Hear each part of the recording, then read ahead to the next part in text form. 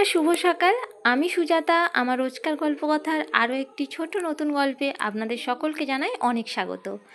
আশা করি আপনারা যে যেখানে আছেন ঈশ্বরের আশীর্বাদে সবাই ভালো আছেন এবং সুস্থ আছেন। প্রতিদিনের মতো আজকেও তুলসী দেবীকে জলদান করলাম এবং ঠাকুর পূজা সারলাম।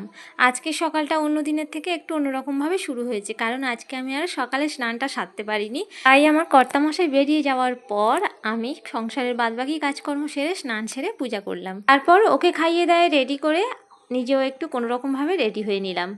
এত ভীষণ রোদ উঠেছে আজকে, আর এত ভীষণ সকাল থেকে গরম পড়েছে বলার মতো না। গরম পড়েছে বলে কাজ থেমে থাকবে সেটা তো না, আমরা তো অনেকটাই রেস্ট পাই যারা ঘরে থাকি, আর যারা বাইরে কাজ করে তাদের যে কী অবস্থা হয় সে একমাত্র তারাই জানে। অন্যান্য সময় রাস্তাঘাটে গাড়ি মানুষ অনেক কিছুই দেখা যায়, কিন্তু এই রোদের জন্য বোধহয় কেউ বাইরেই বেরোয়নি। যাই হোক, বাড়ি ফিরে এলাম। আর আজকে রান্না হয়েছিল, দেখাই কি হয়েছিল। এটা হচ্ছে কচুরলতি চিংড়ি মাছ দিয়ে, আর হয়েছিল ঝিঙে আলু পাতলা করে মাছের ঝোল। বাবাকে অনেকক্ষণ আগে খেতে দিয়েছি, তারপরে নিজে খেয়ে নিলাম, একটু রেস্ট নেব।